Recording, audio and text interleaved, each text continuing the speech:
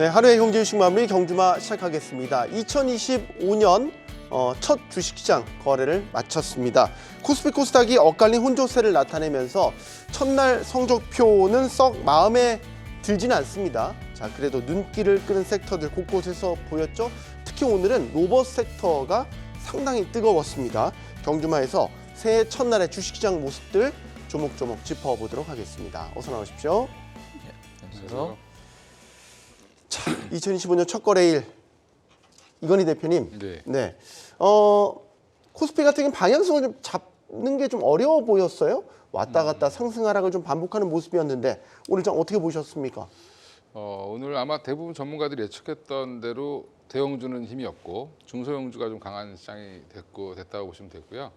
지금 대형주는 움직이려면 결국 외국인들이 좀 들어와 줘야 되는데 외국인들이 좀 들어오기에는 좀 애매한 시장이죠. 지금 현재 우리나라가 정치적 리스크도 여전히 해소가 안 되고 있고 또 하나가 지금 트럼프 취임도 1월 20일이니까 여전히 또 그 사이에 여러 가지 지금 뭐 정책적인 그런 것들 방향성도 좀 봐야 되고 환율도 지금 안 좋고 지금 미국의 금리도 좀 튀고 있기 때문에 사실은 우리나라에 지금 외국인들이 적극적으로 들어오기 좀 어려운 상황에서 그러면 단기적으로 정책 관련 수혜주들이 올라야 되는 게 1월인데 우리나라 지금 정책이 지금 부재한 상황이기 때문에 그러면 어딜 보냐면 미국 정책밖에 볼 게 없는 거죠. 네. 그래서 이제 미국 관련된 걸 보고 있는 상황에서 삼성전자가 레인보우 로보틱스 지분을 이제 마저 콜옵션 행사하면서 일대 주주로 들어왔다. 이제 그러니까 자회사로 편입을 했다라는 소식이 전해지면서 일단은 이제 중소형주의 매기가 좀 쏠릴 수밖에 없었던 부분이고요. 오늘 이제 로봇주에 가려졌지만 사실은 보면 자율주행도 괜찮았고요. 전반적으로 지금 그다음에 유리기판 관련된 종목들이라든지 이런 종목들도 다 좋았습니다. 그래서 오히려 좀 섹터가 좀 작고 작은 금액으로도 좀 올라갈 수 있는 섹터들이 좀 강한 흐름을 보였다라는 부분에서는 1월달 시장은 당분간 이렇게 중소형주가 중심이 돼서 섹터가 좀 돌아가는 오히려 좀 큰 산업군은 좀 약하고 작은 산업군 중심으로 좀 올라올 수 있을 것 같고요. 반도체라든지 이제 큰 섹터 내에서는 종목별로 이제 호재가 있는 종목들 중심으로 해서 단기적인 반등이 좀 나오는 그런 구간이 되지 않겠나. 1월 달은 좀 그래서 좀 보수적으로 트레이딩 구간이다라고 저는 개인적으로 보고 있습니다. 네, 외국인은 오늘도 매도 우위 보였습니다. 현 대표님은 오늘 장 어떻게 보셨습니까? 네, 앞서 말씀 주신 대로 비슷한 의견이긴 한데요. 어쨌든 우리나라 시장을 좌지우지하는 게 외인 수급인데 외인 수급이 들어올 수 없었던 이제 배경이 다들 아시겠지만 정치적인 리스크 그리고 이제 환율 때문인데요. 두 가지 이슈로 어쨌든 외인이 좀 들어오지를 못했다라는 부분이 조금 아쉬운 시장이었다. 그러다 보니 이제 큰 종목들이 오르지 못하고 중소형 종목들이 좀 오르는 그런 모습을 보였습니다. 제가 이전에 방송에서도 늘 말씀드렸던 부분이 항상 그 시장, 그러니까 한 해 마지막 영업일에 어떤 섹터가 오른지 좀 보시라고 말씀을 드렸었는데요. 지난 영업일, 그러니까 작년 마지막 영업일이죠. 그때도 마찬가지로 로봇하고 AI 그리고 바이오가 올랐었습니다. 그래서 마찬가지로 그 흐름 그대로 이어가면서 오늘도 그 흐름 마찬가지로 로봇주, AI 종목이 좀 많이 올랐었고 중소형 종목 이렇게 다 뜯어보시게 되면은 외인들이 다 안 들어온 것 같지만 사실 중소형 종목들에도 외인들이 조금씩 매수를 한 흔적은 좀 있었습니다. 그만큼 이제 외인들이 적극적으로 대형주를 못 담았을 뿐이지 어떤 로봇주라든지 첨단 어떤 AI 관련해서는 어느 정도 좀 잠았다 이렇게 말씀을 드릴 수 있을 것 같고요. 이런 흐름을 본다면 한 1월에서 2월, 3월 정도까지는 트레이딩 구간으로 보시고 특히 1월 20날 이제 취임이 있죠. 그래서 트럼프 취임일이 있기 때문에 그와 관련해서 트럼프 트레이딩이라든지 아니면 머스크 트레이딩 관련 종목들 좀 지속적으로 보시면은 1월장 어떻게 좀 재미있는 장이 좀 나올지 않을까 그렇게 좀 기대하고 있습니다. 네. 자, 오랜만에 박종훈 팀장 나오셨는데 네. 작년 뉴욕 증시 돌이켜 보면 뜨거웠습니다. 그런데 이제 막판에 보면 좀 차익 실현 물량들이 많이 나오면서 지수 자체는 마지막에 좀 조정을 받았어요. 예. 이게 이제 새로운 한 해. 우린 오늘 열었지만 분위기가 그대로 이어지는 것인지 어떻습니까? 현재 분위기 말이죠. 그러니까 2024년이네요. 이제 2024년 지난 2거래일을 보게 되면 미국 시장은 이제 조정을 좀 줬습니다. 조정을 줬고 사실상 이 연말이 되면 사실 여러 이제 차익 실현에 대한 매물이 좀 나오는 부분도 있고요.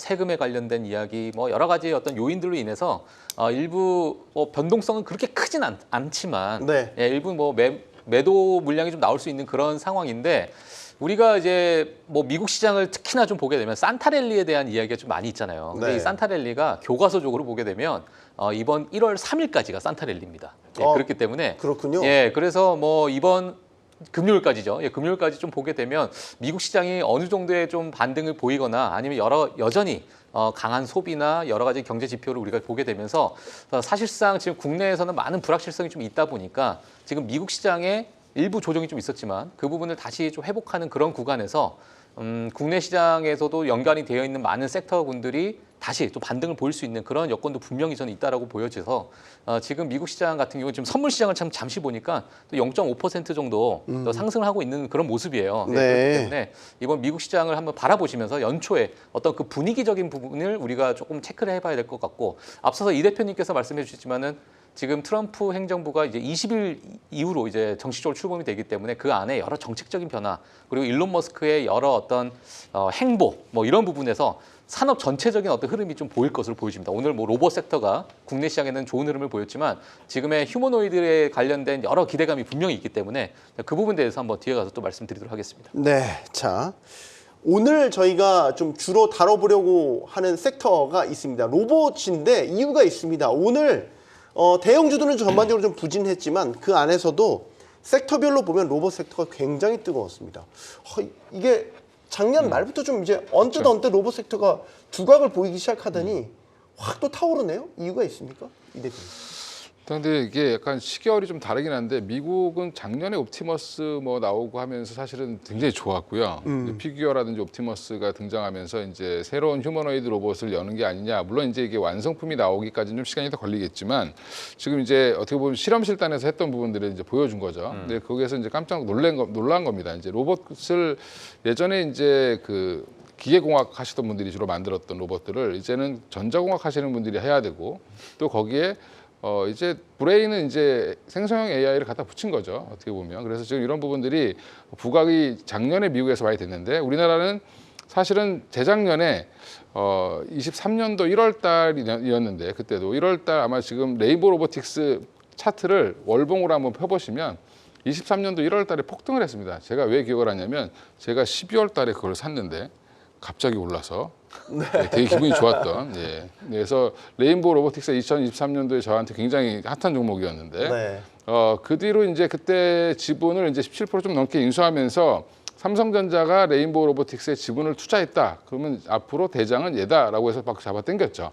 20만 원 넘게 올라가다가 다시 이제 10만 원까지 토했습니다. 오히려 작년에 우리 로봇주는 사실 재미없었습니다. 오히려 약간 좀 연말돼서 조금 움직인 거지 재미없다가 결국엔 또 삼성전자가 레인보우 로보틱스에 이제 콜옵션 행사하면서 이미 다 알고 있었던 건데 작년에 이거를 언제 행사하냐 계속 이랬습니다. 근데 그거를 딱 31일 날 발표한 거 보고 1월 달에 주가를 자꾸 올리려고 하는구나. 예, 1월 효과를 아주 제대로 누리는 그런 모습을 보여주고 있는데 오늘 상한가로 바로 직행을 했는데 결국에는 로봇주의 투자 관점은 아직은 뭐 우리나라가 지금 뭐 오픈 AI라든지 뭐 그다음에 테슬라처럼 휴머노이드 로봇을 바로 엄청나게 만들어낼 수 있는 건 아니고 결국에는 지금 뭐 협동 로봇이라든지 산업용 로봇 중심으로 가면서 이제 휴머노이드 로봇을 할 수 있는 레인보우 로보틱스가 좀 부각받고 있는 건데 저는 이게 결국에는 투자가 이루어지는 돈이 흘러가는 방향 쪽으로 이제 주가가 움직인다고 봤을 때는 올해는 아마 우리나라는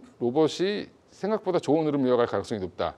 왜냐하면 삼성전자가 이렇게 공격적으로 회사를 인수해서 하게 되면 그동안 투자를 많이 했던 LG전자라든지 뭐 SK라든지 뭐 두산도 마찬가지고 자극을 받을 수밖에 없죠. 네. 그러면 결국엔 국내에서 어떻게 보면 경쟁이 서로 심화되면서 오히려 투자자들 입장에서는 굉장히 좋은 분위기로 갈 가능성도 높고요.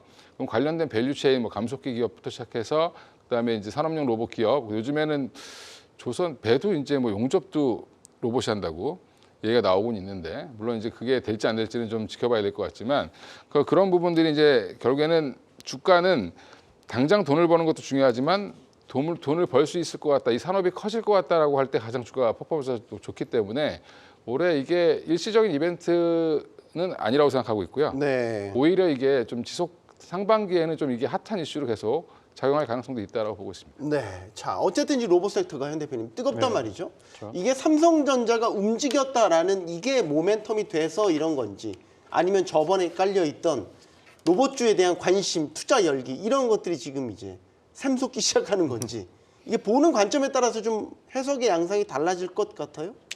그렇죠. 좀 해석을 좀 달리 이게 좀 해석하실 수 있을 것 같은데 이게 기본적으로 로봇주가 오르는 원리를 좀 아시면 또 좋을 것 같아요. 네, 작년에는 AI주가 좀 많이 올랐죠. 그랬죠. 근데 AI주 그 다음에 이제 올해는 로봇주로 옮겨가는 과정인데 그렇게 보시면 될 것 같아요. 1세대 로봇은 기계적인 흐름으로 뭔가 입력을 해 놓으면은 그것만 단순히 반복하는 어떤 그런 로봇에 이제 국한되어 있다라면은 이제 휴머노이드라 해서 이제 어느 정도 뭔가 학습을 할 수 있는 어떤 로봇으로 좀 변화하고 있다.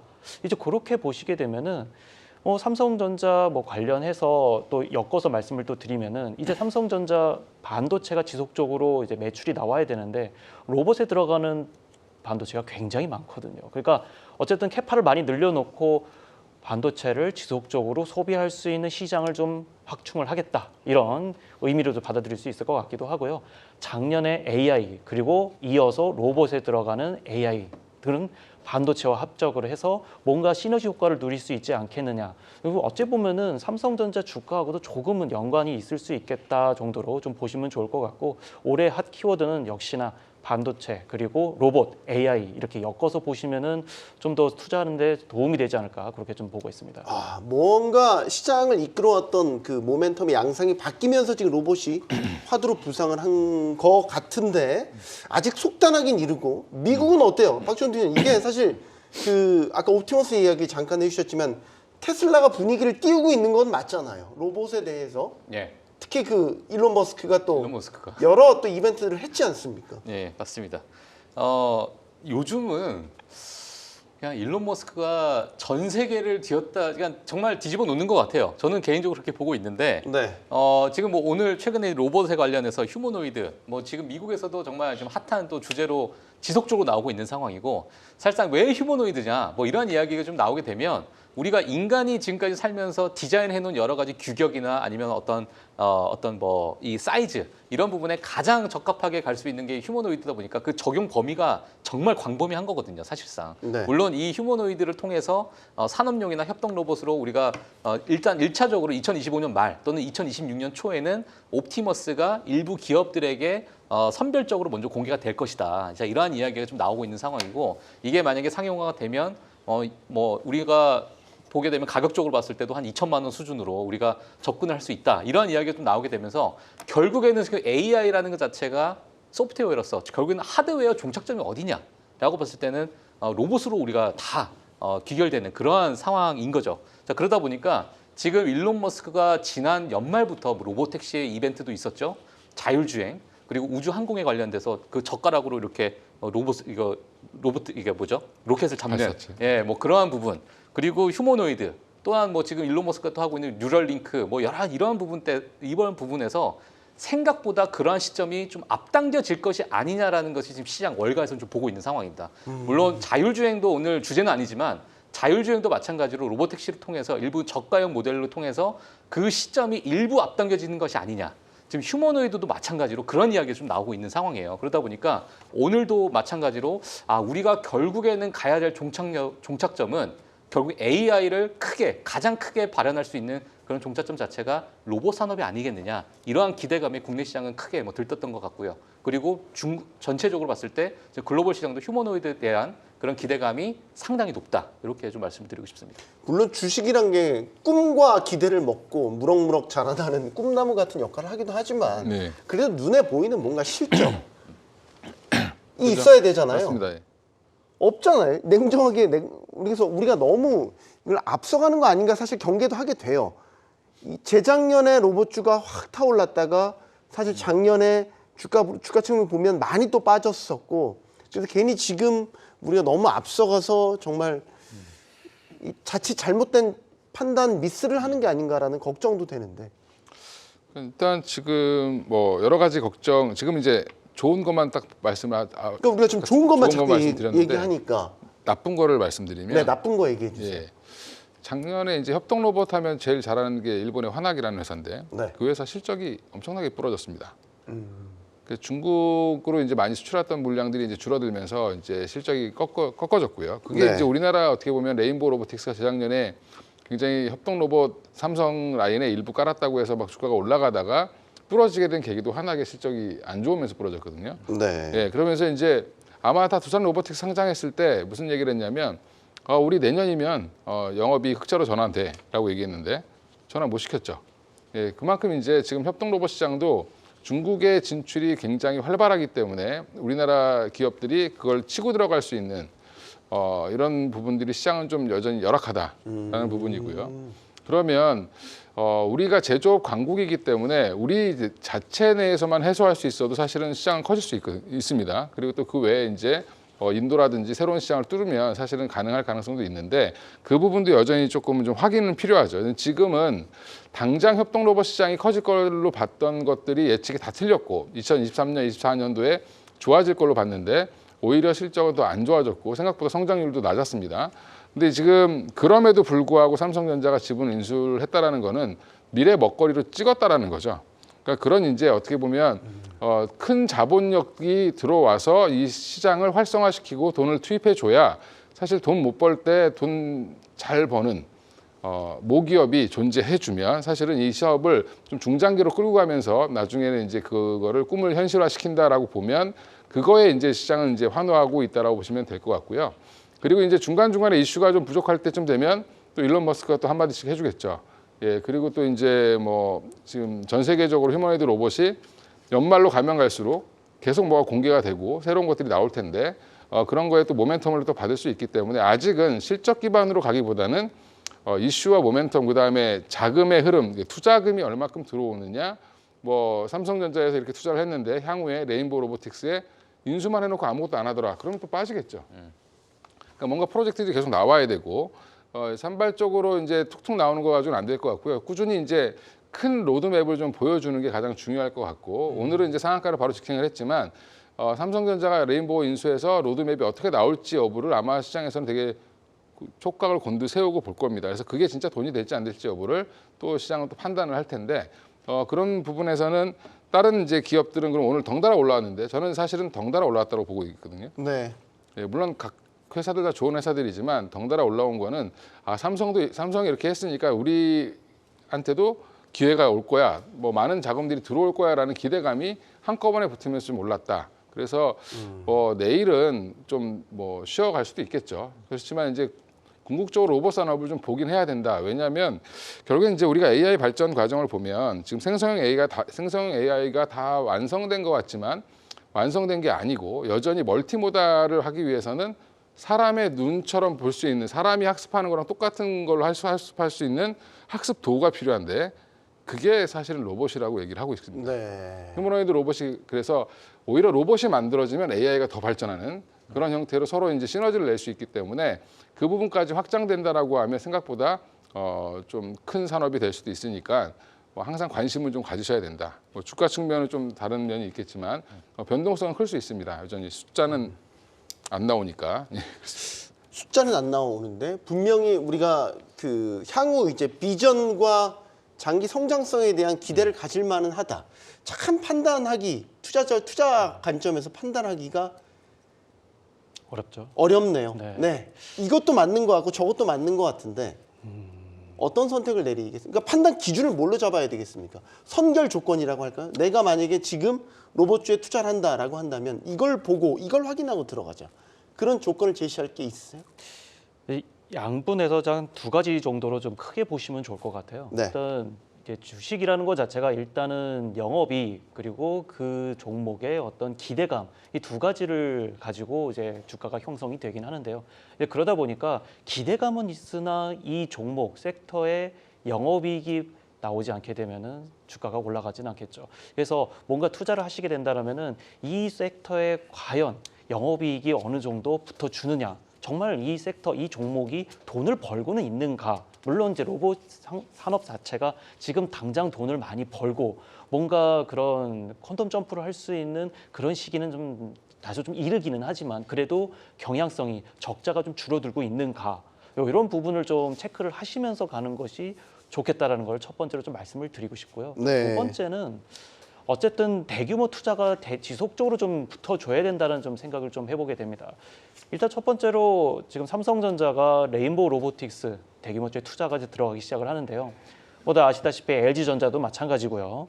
또 SK텔레콤도 그렇고 투자가 지속적으로 좀 뭐 이어져야 되는데 지금은 뭐 지분 투자가 1, 2% 정도밖에 되지는 않고 뭐 뉴로메카도 마찬가지입니다. 포스코에서도 투자가 이루어지고는 있지만 그렇게 많은 투자는 이루어지지는 않고 있고 올해 아마 이제 삼성전자가 이제 첫 스타트를 끊었기 때문에 이어서 다른 대기업들이 투자를 계속 이어서 하게 된다라면은 뭔가 섹터에 부흥이 일어날 수 있겠구나. 앞으로 이 종목에 좀 더 투자를 할 수 있겠구나. 그런 지표가 좀 될 수 있지 않을까 그렇게 생각을 또 해보고요.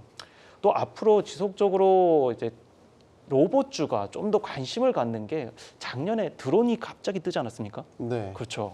드론이 뜬 게 뭔가 수송 수단이 아니라 전쟁으로 이게 전쟁으로 떴죠. 떴죠. 네, 드론을 통한 공격 같은 것들이 이제 계속 확인이 되면서 그렇죠. 드론의 활용성에 대한 기대가 높아졌죠. 그 기대감이 이제 로봇으로 이어지는 거 아닌가라는 그 관점도 사실 좀 내포되어 있다 이렇게 좀 보실 수 있을 것 같습니다. 그래서 향후에 로봇 드론으로는 별로 그렇게 게임 체인저가 되진 않을 거라고 생각을 했는데 실제로 해보니까 어느 정도 게임 체인저의 역할을 했었던 그런 사실들이 좀 있거든요. 그런 것들을 로봇도 과연 뭔가 어느 정도 섹터를 좀 나눠서 가져가지 않을까라는 기대감 그런 것들을 좀 생각을 해보기 때문에 그런 쪽으로 여러 가지를 좀 보시면서 전장에서는 과연 어떤 로봇들이 조금 좀 활약을 하고 있는가 그런 부분도 아직 전쟁 중인 나라들이 있기 때문에요. 그런 것도 한번 체크를 해보시면서 투자의 기준점을 잡아보시는 것도 좋겠습니다. 네. 지금 사실 많이 회자가 되고 있는 건 로봇 중에서도 인간과 닮은 휴머노이드 로봇이란 말이죠. 박종훈 팀장님. 네. 휴머노이드 프로젝트들 지금 미국을 비롯해서 많이 추진돼 테슬라 말고도 네, 그렇죠. 많죠. 예, 뭐 오픈 AI도 있고 맞아요. 구글도 휴머노이드 로봇 네, 한다고 하고. 네네. 지금 뭐 사실 엔비디아도 엔비디아도. 엔비디아 제슨 토르 이렇게 이름을 좀 붙여서 네. 뭐 지금 테슬라에도 옵티머스라고 하게 되면 엔비디아는 제슨 토르 이렇게 이제 이름을 붙여서 휴머노이드를 개발을 하고 있는 상황이고요. 사실 오픈 AI도 피겨 1이라고 해서 이미 그 휴머노이드 로봇 자체가 BMW에서 그 생산 과정, 생산 공정 그 라인 안에 지금 테스트 중에 있습니다. 그러니까 지금 유의미한 하나의 발전은 지속적으로 좀 일어나고 있는 상황이고 네. 지금의 그러한 여러 모델들이 그 생산 공정 안에서 어떠한 역할을 좀 하고 있는가, 뭐 지금의 여러 인력을 대체할 수 있는 부분이 어디까지가 어떤 그 범위를 우리가 좀 정해야 되는가, 그러한 부분을 지금 지속적인 테스트를 하고 있기 때문에 네. 이 부분이 어느 정도 성장성이 좀 보이고 여러 이제 긍정적인 어떤 결과물이 좀 나오게 되면 네. 사실상 이 시장 자체의 판도가 많이 바뀌어질 수도 있고요. 그리고 이제 로봇 관련해서 사실 휴머노이드 관련해서 궁금하신 분들은 그냥 일부 SNS를 쳐서 들어가더라도 최근에 그 발전 상황이 업데이트가 지속적으로 되고 있어요. 그래서 뭐 계란을 잡는다든지 손가락 하나하나에 대한 감각에 대한 그런 부분, 어떤 강도에 대한 부분이라든지 이런 부분이 상당히 지금 발전이 되고 있는 상황이다 보니까 과거에 그 아틀라스라는 아메카죠, 아메카라는 그 로봇을 개발하는 이제 수석 책임자가 지금의 모든 부분은 어느 정도 궤도권이 다 올라왔는데 가장 힘든 부분이 인간의 근육을 좀 섬세하게 그 강도에 대해서 그 부분을 섬세하게 좀 전달하는 그 부분이 가장 지금은 하나의 과제다 이런 얘기를 했고 나머지 부분들은 어느 정도 괄목할 만한 그런 성장을 좀 보이고 있다 이렇게 좀 이야기를 했거든요. 자, 그러다 보니까 지금의 어떤 휴머노이드 기술 개발 또는 일론 머스크가 추진하고 있는 옵티머스에 대한 이런 개발 어떤 속도를 봤을 때는 일부 2025년 안에 아마도 여름이 좀 지나면 우리가 실질적으로 좀 보는 그런 시간이 좀 오지 않을까 이렇게 좀 보여지는데 그때까지의 일부 뭐 기대감이나 그러한 여러 어떤 모멘텀은 좀 작용할 것으로 보여집니다. 그러면 더 좀 들어가 보죠. 우리가 다 잘할 수는 없잖아, 이건희 대표님. 네. 다 잘할 수는 없고 우리가 좀 더 잘할 수 있는 게 뭐냐, 뭐 협동 로봇 같이 뭐 조선업이나 자동차 이런 공정에서 쓰이는 협동 로봇 같은 것들에 우리가 좀 더 특화돼서 잘할 수 있는 분야냐, 아니면 곧 아까 감속기 같은 그런 부품이나 센서 이런 쪽에 우리가 강점을 갖고 있을까, 이것도 중요할 것 같아요. 좀 자세히 따져보는 것도. 일단 지금 우리나라가 전 세계에서 지금 산업화 공장에서 쓰는 그 산업용 로봇 네. 관련돼서는 전 세계에서 아마 가장 비율이 높을 정도로 많이 쓰고 있는 나라고요. 보급률이 많이 예, 가장 보급률이 높다라는 높습니다. 거예요? 그러니까 뭐 중소기업 공장 가보시면 대부분 다 자동화되어 있습니다. 그게 자동화되어 있다는 게 우린 자동화라고 얘기하지만 그것도 이제 어떻게 보면 단순 작업을 계속해주는 로봇인데 그런 로봇들은 이미 많이 보급화되어 있고 우리가 자료화면이나 이런 거 보시면 현대차 공장에 보면 용접 같은 거 다 로봇들이 하죠. 근데 이제 그건 산업용 로봇이기 때문에 사실은 시키는 거 정해진 것만 하는 겁니다. 그러니까 뭔가 생각을 갖고 하는 게 아니고 판단을 하는 게 아니라 그 자리에 오면 정확하게 뭐 1cm도 오차, 1mm도 오차가 없이 정확한 그 자리에 오면 그냥 단순 작업을 계속 해주는 그런 형태인데 그러다 보니까 기존에는 기계공학이 발달했던 뭐 독일이라든지 뭐 일본 쪽 장비들을 우리가 갖다가 많이 썼죠. 그러니까 이런 부분들을 협동 로봇은 좀 라이트하고 사람과 같이 일할 수 있게 만들어지고 좀 규모가 좀 작습니다. 그러니까 공간도 많이 차지하지 않고 그런 부분들을 발전시키려고 하는 부분인데 저희는 휴머노이드보다는 단계적으로 보면 지금 협동 로봇이 가장 뭐 대안이 될 수 있다라고 보고 있고요. 그게 가장 시장이 좀 크겠죠. 그래서 협동 로봇으로 돈을 벌고 휴머노이드로 꿈을 꾸는 거죠. 지금 현재는 우리나라는 그런 단계로 보시면 되고 휴머노이드 로봇 처음 만들어 본 회사가 사실은 이제 레인보우 로보틱스인데 이게 카이스트에서 이제 원래 동아리로 시작했던 회사이기 때문에 거기서 이제 휴보라는 로봇을 처음으로 만들었던 기술이 있기 때문에 물론 그거는 지금의 휴머노이드 로봇과는 비교해 보면 거의 장난감 수준이지만 그래도 그걸 해본 거와 안 해본 거는 사실 다르거든요. 그런 부분들도 여전히 좀 부각을 받고 있는 중이고 저는 이제 조금 많이 잊혀져 있는데 보스턴 다이내믹스 인수한 현대차가 왜 로봇 밸류가 전혀 안 들어가 있거든요. 지금 주가에 말이죠. 네, 전혀 안 들어가 있습니다. 뭔가 근데 상장을 본격 추진되면 또 반영되지 않을까요? 그러니까 보스턴 다이내믹스가 생각보다 기술이 많이 올라와 있는데 최근에 이제 유압식에서 이제 전자식으로 다 바꿨고요. 그것도 이제 한번 시범 영상을 보여줬는데 아까 이제 피규어가 BMW 라인에서 일을 하고 있다라고 하는데 현대차도 조만간에 라인에 투입한다는 뉴스가 나올 가능성도 높습니다. 그러면 오히려 대장주가 현대차가 될 수도 있지 않을까. 오늘 현대글로비스가 급등했던 이유도 보스턴 다이내믹스의 일부 지분을 갖고 있다라는 얘기도 이제 어떻게 보면 플러스 알파로 작용했다라는 얘기도 있습니다만 지금 현대차가 그걸로 주가가 올라가기 어렵죠. 삼성전자가 레인보우 로보틱스 인수했다고 주가가 못 가는 것처럼 하지만 이제 이게 사업이 커지고 실제로 지금 만약에 자동차 라인에 현대차 보스턴 다이내믹스에서 라인에 투입을 한다. 그러면 테슬라랑 똑같은 거잖아요, 지금. 그죠? 예, 그렇게 되면 또 분위기는 바뀔 수 있다. 네. 예, 그래서 뭐 전 로봇 사업 우리나라 긍정적으로 보고 있긴 한데 지금 뭐 레인보우 로보틱스, 두산 로보틱스 가장 대장주인 두 회사들을 보면 뭐 뉴로메카도 마찬가지고 다 협동 로봇 중심이지 아직은 휴머노이드까지 가기에는 좀 시간이 좀 걸릴 수는 있다. 이제 그게 결국에는 돈 싸움이죠. 얼마나 많은 자금을 투입하고 그리고 지금 AI도 학습을 시켜야 되는데 지금 우리나라 GPU AI 학습기 갖고 있는 회사가 몇 회사 없습니다. 예, 좀 그래서 좀 제발 좀 사라라는 얘기를 좀 하고 있는데 예, 좀 사야 될 것 같습니다. 우리나라. 네. 자, 로봇과 관련된 이야기는 아마 저희가 올해 꽤 많이 이야기를 할 것 같습니다. 로봇 섹터에 계속 관심을 갖고 주시를 해 보도록 하겠습니다. 자, 다음 이슈로 넘어가 보겠습니다. 삼성전자 이야기 해야 될 것 같습니다. 왜냐? 뭐 그 레인보우 로보틱스 그 콜옵션 행사에서 지분 산 것 때문이 아니고요. 삼성전자 주가에 대한 기대치가 점차 낮아지고 있는 게 증권사에서 또 목표가를 하향했다는 연초부터 말이죠. 어떤 의미가 있겠습니까? 지금도 5만 2천 원대, 3천 원대 그 언저리에서 계속 벗어나질 못하고 있는데 말이죠. 그러니까 이제 4분기 영업이익에 대한 부분을 이제 하향해서 어쨌든 그런 주가가 좀 많이 반영이 좀 될 것 같다. 그러면은 이제 목표 주가가 좀 내려온다는 이유를 좀 확인을 좀 해봐야 될 것 같은데요. 어쨌든 주가는 미래의 먹거리, 미래의 어떤 가치를 반영한다고 이렇게 볼 수 있는데요. 보시면은 삼성하고 SK 하이닉스 양쪽 회사의 좀 방향이 조금은 다른 걸 좀 아실 수 있을 겁니다. 내부 얘기를 좀 들어봐도 삼성전자 같은 경우에도 물론 지속적으로 1C 디램, 뭐 1B 디램부터 1C 디램 지속적으로 뭐 기술 개발을 해오고 있고 HBM도 하고 있지만 현재 위에 수장에 있는 부분들이 재무 담당자들이 좀 많이 많다 보니까 사실 기술 개발보다도 당장의 영업이익, 매출을 계속 뭔가 체크를 하는 그런 모습이 좀 많이 나왔었고 원가 절감 이제 그런 부담을 좀 안고 있다 보니까 당장의 영업이익과 매출은 나올 수 있어도 주가는 결국에는 향후 미래의 먹거리를 좀 어떻게 보고 있느냐 이런 부분을 좀 확인할 수 있을 것 같은데요. 그런 부분에 있어서 SK 하이닉스에 대해서 좀 더 점수를 좀 줄 수 있을 것 같고 삼성전자가 그런 부분에 있어서 다소 기술력이 좀 떨어져 있는 부분 이런 거를 좀 우려한 게 아닌가 이런 생각이 좀 들기도 하고요. 특히 다른 것보다도 외인의 좀 행태를 좀 봐야 될 것 같은데요.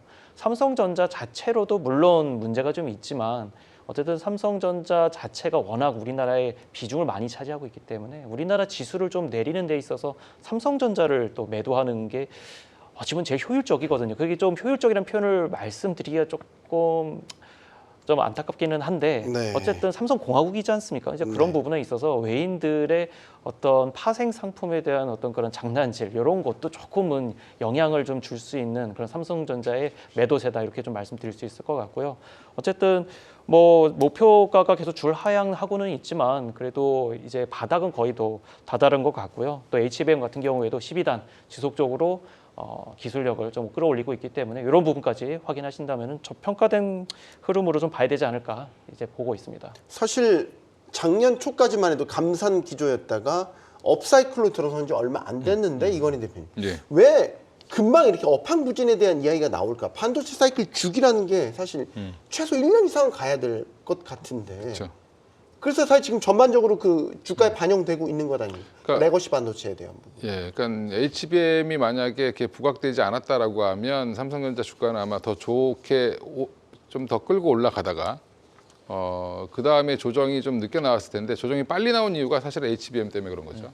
예, 그래서 HBM을 잘한 하이닉스 같은 경우는 주가가 더 치고 올라갔다가 조정이 나온 거고 삼성전자는 더 치지 못하고 어떻게 보면 더 많이 빠지는 건데 여전히 이제 레거시 쪽이 안 좋으니까 이제 오늘 뭐 삼성증권, 대신증권, 한국투자 뭐 이런 데서 다 내렸습니다. 목표가를. 네.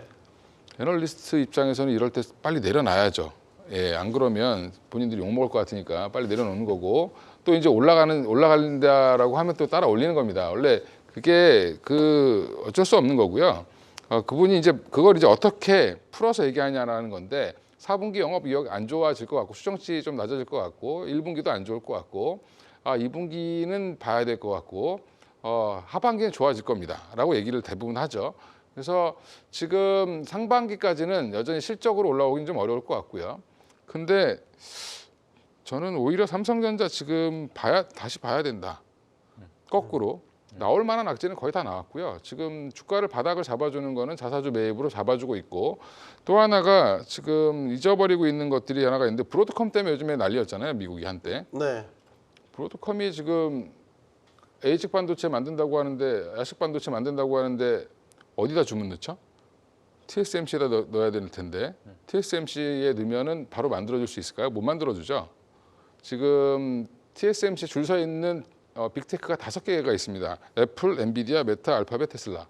근데 여기에 브로드컴이 나 좀 만들어줘 그러면 너 줄 서 이렇게 되죠. 그러면 시간 오래 걸립니다.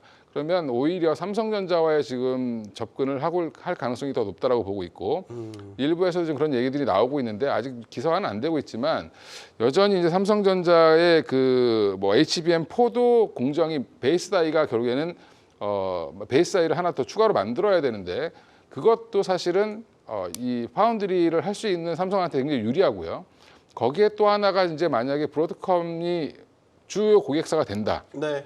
라고 하면 또 다른 모멘텀이 생길 수도 있습니다. 그래서 지금 너무 레거시만 보고 있는데 레거시는 시간 지나면 좋아진다.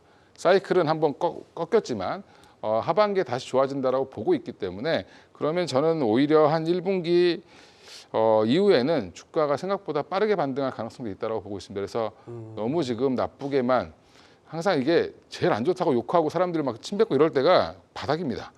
예, 그러니까 지금 뭐 너무 욕하지 마시고 5만 1,000원, 2,000원 오면 이건 진짜 여기 대주주분들도 반대 매매 나갈지 모르니까 주가 받치겠구나 생각하고 사셔도 괜찮다. 저는 개인적으로 그렇게 생각하고 지금 있습니다. 전반적으로 목표 주가가 줄 하향되고 있는 이런 가운데 거슬러 올라가 보자라는 의견을 주셨어요. 현 대표님도 공감을 어느 정도 하십니까? 네, 좀 하는 편이고요. 어. 사실 좀 그런 부분이 좀 있는 것 같긴 해요. 어찌 보면은 뭐 다 아시겠지만 대주주 이슈는 너무나 잘 아실 텐데요. 오죽 급하면 그렇겠습니까? 그렇죠? 네, 이 정도면은 너무 내려간 거 아니야? 이거는 좀 아닌 것 같아라는 생각으로 좀 그렇게 좀, 자사주 매입도 좀 들어온 것 같은데 그거와 마찬가지로 뭐 아시겠지만 지난 12월에 선물에서 롤오버가 많이 나왔어요. 사실 외인이 그러다 네. 보니까 3월 증시를 좀 보자라는 의미거든요. 네. 그런 걸로 봤을 때 외인이 뭐 당장 오늘은 안 들어오기는 했어도 1, 2, 3월 정도에 삼성전자를 어느 정도로 좀 담으면서 지수를 이제 받쳐놓고 자신들도 이제 선물 수익 내야 되지 않겠습니까? 그렇죠? 그러니까 그런 부분에 있어서 이제 1, 2, 3월 정도면은 이제 트레이딩 관점에서 네. 아까 말씀드렸다시피 또 그렇게 보시면 될 것 같아요. 삼성전자의 필두로 이제 저점 매수세 그런 것들이 들어오기 때문에 반도체도 좋아질 거고요. 또 로봇주, AI 그렇게 한꺼번에 또 묶어서 보시면 좋을 것 같고 요새 양자컴 관련도 있지 않습니까? 첨단 관련된 종목들 지속적으로 보면 좋지 않을까 이렇게 좀 보고 있습니다. 네. 자, 목표 주가가 줄하향되고 있는 이 시점이 오히려 매수의 기회가 될 수 있다. 시장을 거슬러 올라가 보자. 두 분의 의견 잘 참고해 보시기 바랍니다. 양자 컴퓨팅 얘기를 해주셨으니까 자연스럽게 그 주제로 넘어가 보도록 하겠습니다. 양자 컴퓨터, 구글의 윌로우 칩 때문에 다시 또 화제가 막 됐고 AI 다음 바통이 양자 컴퓨터가 될 것이다. 왜 이렇게 AI 다음 바통이 많죠? 로봇이야 양자 컴퓨터야 모르겠는데 같이 연결된 것 같기도 하고 양자 컴퓨터도 흐름이 예사롭진 않습니다. 이것도 미국에서도 이른바 빅테크들이 다 손대고 있는 분야죠? 박종원 팀장님? 예, 뭐 최근에 윌로우라는 칩을 또 구글에서 발표를 했는데 네. 여러 가지 오류에 대한 부분을 크게 개선을 하게 되면서 시장에서 좀 관심을 받고 있는 상황이고요. 지금 양자 컴퓨팅, 특히나 이제 미국 주식을 하시는 분들 양자 컴퓨팅 오르면은 미국 주식을 안 하고 계신 거라고 볼 수도 있습니다. 그만큼 지금 너무나도 뜨거운 상황인데 국내에 있는 많은 국내 투자자분들이 지난 2024년 12월 마지막 주에 어떠한 종목을 많이 샀을까? 양자예요? 탑 10을 제가 한번 봤어요. 네. 탑 10을 봤는데 테슬라가 가장 많고요. 가장 인기가 많은 게 테슬라 1위. 2위가 이제 테슬라 2배짜리. 그리고 4위가 리게팅이라는 그 리게팅 컴퓨팅이라는 양자 컴퓨터 기업이 있고요. 꽤 6위 순위권에 들어왔군요. 맞습니다. 6위가 아이온큐입니다. 그러니까 아이온큐도 양자. 맞아요. 그러니까 그만큼 지금 상위권의 두 기업이 4위와 6위를 기록할 정도로 그 정도로 지금 국내 투자자분들이 정말 많은 큰 관심을 가지고 있다 보니까 변동성이 정말 어마어마한 상황이고요. 지금 최근에 사실상 뭐 아이온큐 같은 경우에 제가 먼저 말씀드리면 10월 첫째 주부터 시작을 했어요. 그 랠리가 네. 시작이 됐는데 지금 그 저점 대비해서 5배가 올라와 있는 상황이고요. 리게티 컴퓨팅 같은 경우에 지금 4위를 기록한 그런 기업을 보게 되면 11월 중순부터 시작했습니다. 그 기업은. 근데 지금 약 한 달 반 정도 만에 15배가 올랐습니다. 그러니까 그만큼 지금 시장에서 너무나도 큰 관심을 받고 있는데 저는 사실상 이렇게 표현하면 좀 화를 내실 분들 좀 있으시겠지만 실적이 없는 그러한 주가 상승은 저는 테마주라고 보고 있는데 그래서 지금 양자 컴퓨팅은 지금 테마의 어떠한 흐름으로 좀 가고 있다. 이걸 제가 보면서 갑자기 좀 오버랩 되는 게 있어요. 과거 2021년 말에 네. 메타버스가 있었습니다. 그때 당시에 메타버스가 그때 페이스북 자체가 메타로 티커를 변경할 정도로 메타버스에 진심이 좀 있었는데 그 이후로 크게 이제 주가는 좀 하락을 했었죠. 물론 2022년이 전반적으로 다 빠지는 그러한 이제 고금리 상태 되고 이제 금리 인상을 하게 되면서 크게 빠지긴 했었지만 메타버스에 대한 기대감이 완전히 또 물금처럼 사라지는 그러한 상황이 좀 있었거든요. 물론 지금 양자 컴퓨팅은 메타버스와 어떻게 비교할 수 있느냐. 양자 컴퓨팅 몰라서 너가 그런 얘기 한다라고 하실 수 있겠지만 그때 메타버스도 마찬가지로 많은 빅테크들이 엄청난 투자를 했습니다. 지금 메타도 마찬가지로 지속적으로 리얼리티 랩을 통해서 개발을 하고 있는 상황이고 어마어마한 투자를 하고 있는 상황이긴 한데 그 부분이 상용화되는 그 시점까지도 우리가 시장에서는 점점 그 기준 자체가 좀 더 날카롭게 이제 달아갈 수 있다라는 거죠, 결국에. 그러니까 지금의 주가 상승률에 대해서 우리가 정말 이 부분을 개인적으로 상용할 수 있을까? 기업들이 상용할 수 있을까? 이런 극저온에 있는 그러한 초전도체의 그 구간까지 갈 수 있는 그러한 부분이 현실화가 될까라는 그런 부분에서 한 번쯤 우리가 고민을 해봐야 되는 그런 시점이 아닐까. 저는 개인적으로 그렇게 보고 있기 때문에 양자 컴퓨팅은 조금은 우리가 좀 조심스럽게 다가가야 되지 않을까. 저는 그렇게 보고 있습니다. 네, 박종훈 팀장님은 양자에 대해서 아직은 테마 성격이 좀 더 보인다. 좀 경계감을 표현해 주셨고, 자 그런데 이제 CES 매년 열리는 1월에 열리는 미국 세계 최대 가전 전시회 CES IT 전시회죠. 양자 부분이 신설이 됐어요. 그러니까 기술의 트렌드상 주목을 받고 있는 건 분명히 맞아요. 그렇죠? 이건희 대표님. 양자 실제 보셨어요? 그 사진? 거의 외계인 같던데요, 컴퓨터가? 예, 그렇죠. 외계인이 막 이렇게 다리 뻗쳐서 있는 것 같은. 예. 거의 우리가 생각했던 컴퓨터의 모습이 아니에요. 이제 뭐 양자 컴퓨터까지 가는 거는 결국엔 사람의 뇌랑 똑같은 구조를 좀 만들려고 하는 그런 시도라고 보시면 되는데 이제 네. 뭐 반도체가 0과 1만 구별한다라고 하면 이거는 이제 중첩도 되고 뭐 이런다라고 하는데 그래서 오류도 나오고 그래서 이제 양자 컴퓨터를 이제 어떻게 구현할까 초전도체로 하면 너무 이제 문제가 초전도체 자체가 개발이 안 돼 있는데 그러니까 그거에 가깝게 하기 위해서 뭐 이온 방식부터 시작해서 여러 방식들이 있다라고 저도 이제 공부를 했는데 하면 할수록 잘 모르겠습니다. 근데 일단은 아마존이 상용화를 하겠다라고 지금 벌써 이제 얘기를 던지면서 이게 화두가 됐다라고 보시면 되고 거기에 또 알파벳도 뛰어들고 IBM도 되게 오래 했죠. IBM도 하고 그다음에 또 중국도 지금 자기 걸 보여줬죠. 네. 그래서 이게 양자 컴퓨터는 제가 볼 때는 지금 당장에 뭔가 산업화가 된다라기보다는 저는 국방과 뭐 이제 나라에서 투자해야 되는 서로 이제 보안 양자 컴퓨터가 이제 한마디로 지금 우리가 가장 견고하다고 할 수 있는 암호화폐를 깰 수 있다. 이런 얘기를 하면 그럼 그런 걸 깰 수 있는 걸 아무한테나 개발하게 하면 그렇죠. 안 되겠죠. 네, 그런 부분들을 봤을 때는 여전히 좀 미래 산업이라고 보시고 이거는 지금 뭐 아이온큐라든지 이런 데가 일부 상용화를 해서 이거 약간 방식을 좀 라이트하게 만들어서 뭐 일부 뭐 몇 대를 팔았다 이런 얘기도 있는데 저는 우리나라 지금 관련된 종목들 찾아보시면 과연 관련이 있는 건가?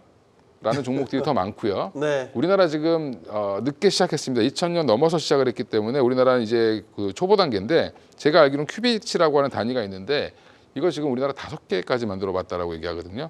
그러면 이게 지금 외국은 그걸 가지고 몇십 개를 해가지고 지금 그 모양, 그 외계인 모양 이런 게 나오는데 우리는 여전히 5개. 그러면 아직 갈 길이 멀다. 이렇게 판단하시면 되고요. 그래서 그냥 테마로 접근하셨다가 예, 네. 트레이딩만 하시면 될 것 같습니다. 현 대표님도 양자는 아직 테마로 봐야 된다. 동의하십니까? 일부 동의하고요. 네. 일부는 조금 좀 자세히 좀 보셔야 되겠다라는 생각도 좀 들기도 합니다. 네. 어느 정도 저도 결을 좀 같이 하는 편이긴 해요. 근데 이게 왜 중요한지 좀 아셔야 될 것 같습니다. 앞서 제가 말씀드렸다시피 로봇이 왜 올해 중요한지 AI가 작년이었고 그거에 이어서 단순 기계가 아닌 이제 앞으로 학습 로봇이 될 것이다. 그러면 이제 로봇주가 올해는 키포인트가 될 것이다라고 말씀을 드렸는데요. 마찬가지로 왜 양자 컴퓨터가 이 시대에 갑자기 나왔을까? 비트코인 때문에 그렇습니다. 이제 비트코인이 얼마나 중요한지를 미국도 너무 잘 알고 중국도 너무 잘 안다는 거죠. 특히나 왜 이렇게 비트코인에 대해서 이슈가 나오냐 하면은 미국 같은 경우에도 지금 달러를 지속적으로 풀고 있는데 어쨌든 돈이라는 것이 시중에 풀리게 되면은 그만큼 인플레이션을 발생을 하게 되겠죠. 그래서 이거를 붙잡아 놓고 쟁여 놓기 위해서는 어쨌든 간에 비트코인이라는 어떤 단지가 필요하고 그런 부분에서 뭔가 비트코인에 대한 앞으로 이제 중요도가 더 올라갈 텐데 이제 그런 것들을 생각을 했을 때 비트코인의 어떤 암호화를 뭔가 파괴할 수 있는 그런 장치가 양자 컴퓨터다. 이제 그렇게 했을 때 미중 기술 분쟁이 지속적으로 나타날 수 있겠다. 중국은 지속적으로 미국을 깨려고 할 거고요. 미국은 지키려고 할 겁니다. 이제 그런 부분에 있어서 뭔가 이슈가 계속 나올 수 있겠고 작년에 비트코인 얼마나 뜨거웠습니까? 올해는 양자 컴퓨터가 그만큼 뭔가 이슈화 될 것 같기는 한데요. 뭐 반은 뭐 긍정을 말씀을 드렸던 거지만 반은 왜 부정을 말씀드렸냐면 그만큼 뭔가 뜨겁게 이슈를 불러일으켰던 그때 말씀드렸던 뭐 메타라든지 마찬가지입니다. 뭔가 이슈화 될 수는 있을 것 같은 한데 뭔가 그런 데 있어서 매출이 나온다거나 그런 부분은 없기 때문에 반은 긍정, 반은 부정 정도로 말씀드릴 수 있겠습니다. 네. 하나만 더 말씀드리면 네, 이 대표님. 예, 약간 좀 1960년대 소련과 미국의 우주 경쟁, 개발 경쟁, 발착륙 전쟁. 예, 그거 약간 좀 비슷한 거 아닌가? 어. 예, 그래서 그때 그렇게 힘들게 달에 보냈는데 지금도 달에 아직 못 보내고 있죠. 예. 근데 그만큼 심지어 음모론은 미국도 안 갔다는 음모도 있긴 하죠. 그렇죠. 음모론입니다. 예. 네. 뭐 하여간 그 1960년대 아주 힘들게 해서 보냈는데 지금도 아직 달 프로젝트 이제 시작하고 있습니다. 다시. 그러니까 이제 양자도 약간 그런 개념이라고 생각하시면 될 것 같고요. 중국과 미국 간의 패권 경쟁 중에 하나가 또 양자 컴퓨터가 될 가능성이 있기 때문에 미국은 열을 올리겠지만 우리나라가 관련된 시장이 과연 얼마나 클 것이냐라는 부분은 좀 우리 우주 산업 이제 초보잖아요. 그거랑 비슷한 것 같다라는 느낌이 들었습니다. 되게 현실적인 이야기들을 많이 짚어 주셨습니다.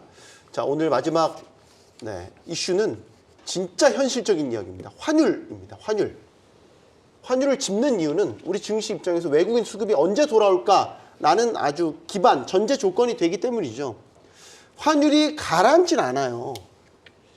일단은 어느 정도는 좀 그래 1,450원 아래로 좀 내려가고 이렇게 좀 진정이 되는 모습을 보여야 되는데 진정되질 않고 있어요. 그러니까 외국인 수급 오늘 같은 경우는 매도 우위였단 말이죠. 지금 이 사태를 일단 어떻게 보시는지부터 진단부터 해 주시죠. 현 대표님부터 먼저요.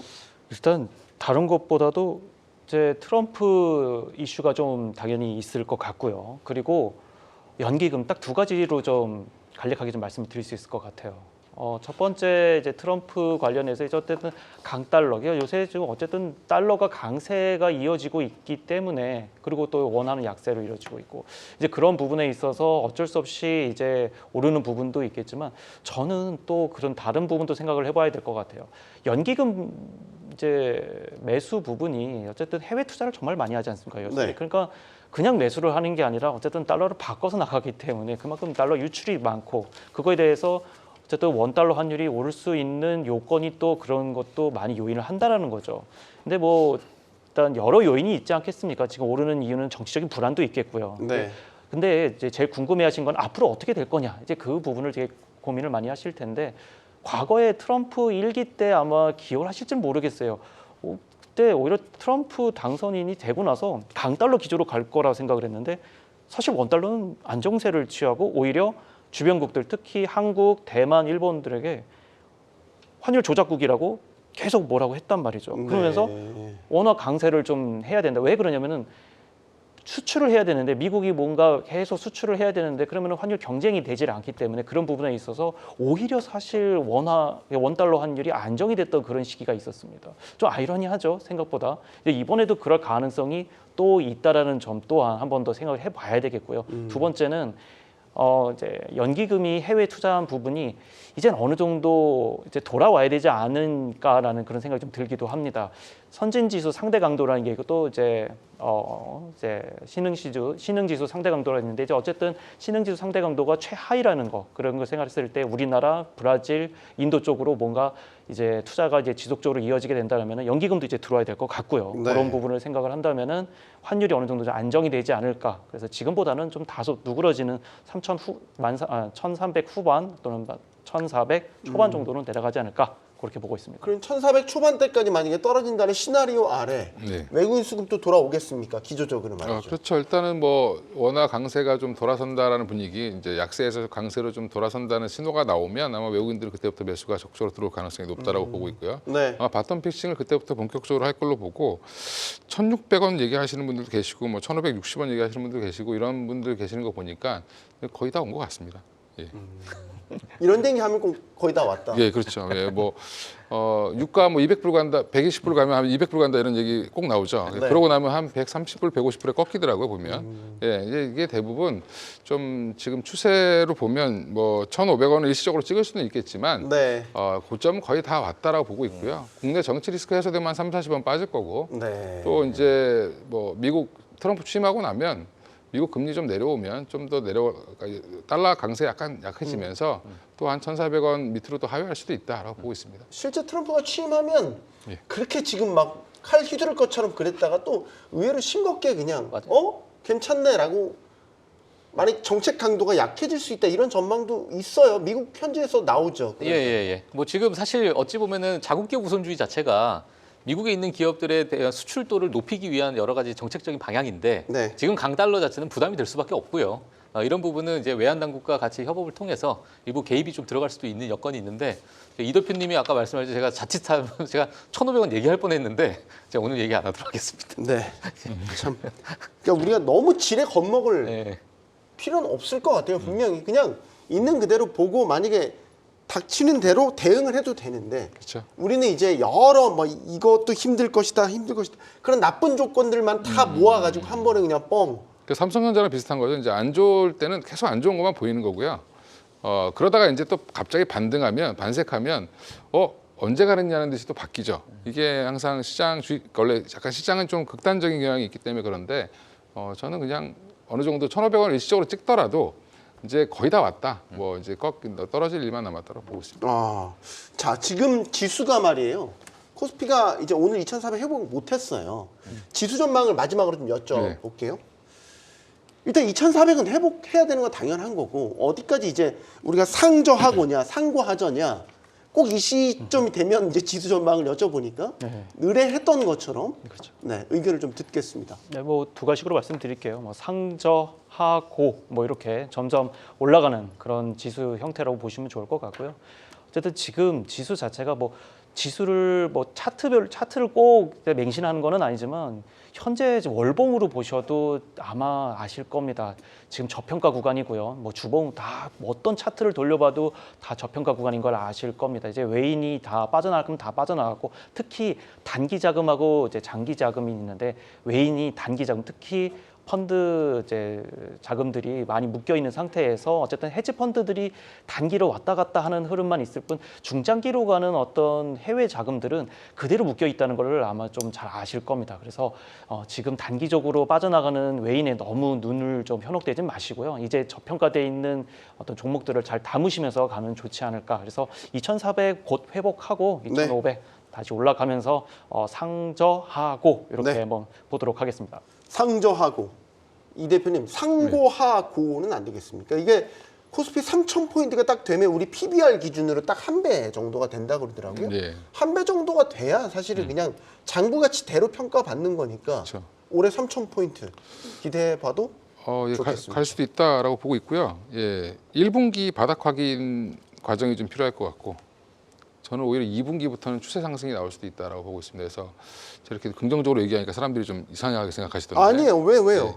그렇지 않습니다. 예, 2분기부터 추세 상승 가능하다 이렇게 생각하시고 1분기는 종목 장세니까 종목 열심히 이제 매매하시면 되고 중장기로 담아갈 종목들을 좀 담으시면 싼 것들, 뭐 삼성전자를 비롯해서 바닥권에 있는 종목들 오히려 지금 2분기부터는 외국인들 들어오면서 환율 꺾이면서 오히려 되게 큰 매수세가 좀 들어올 가능성이 있고요. 적어도 2,800에서 3,000포인트 근처까지는 가지 않겠나 보고 있습니다. 2,800에 3,000. 저는 지금 개인적인 바람으로 던지는 거죠. 1월 2일이니까 일단은 희망적으로.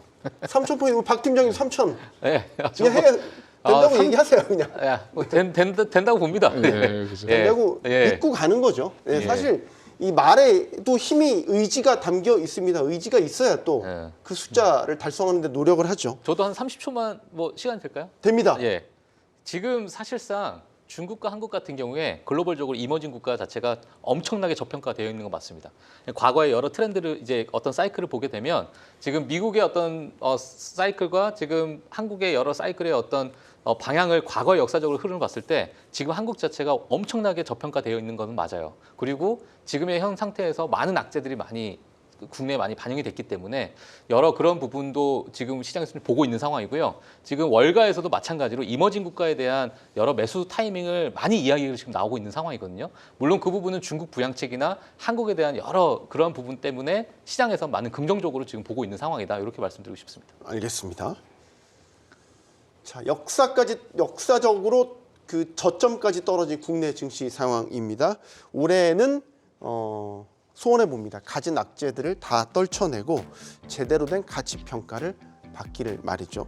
우리 증시가 저력과 회복력을 보일 것이라고 믿으면서 경주마도 변함없이 여러분들 곁에서 좋은 길라잡이가 되도록 노력하겠습니다. 경주마였습니다. 새해 복 많이 받으시기 바랍니다.